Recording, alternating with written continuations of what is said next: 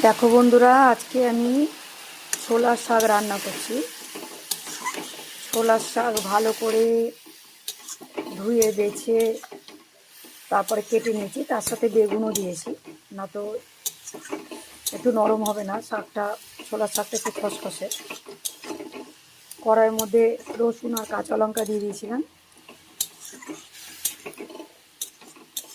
দিয়ে একটু হালকা করে লবণ আর হলুদ দিলাম পরিমাণ মতন। এবার একটু চাপা দিয়ে রাখবো।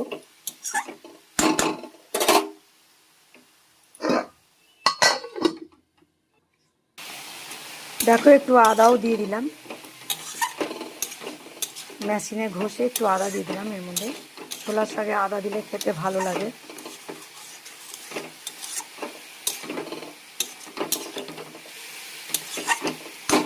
আবারও চাপা দিয়ে রেখে দেবো। দেখো, হালকা করে একটু মিষ্টি দিয়ে দিলাম।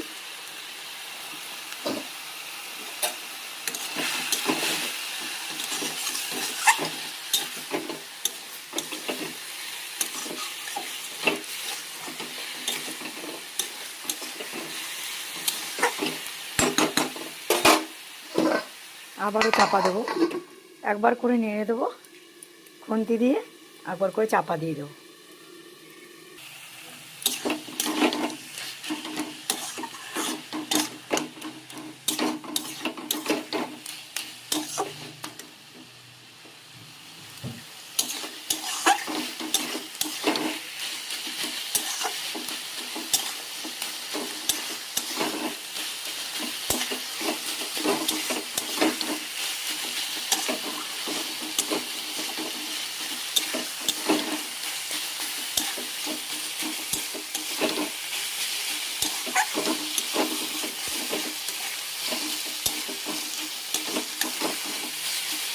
দেখো, আমার ছোলার শাকটা হয়ে এসছে,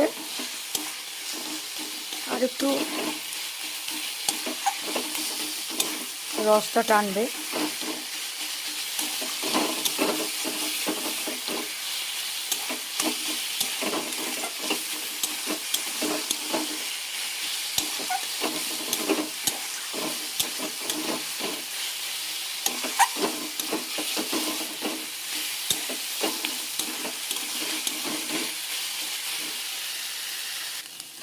দেখো, আমার শাক হয়ে গেছে, এবার নামিয়ে দেবো।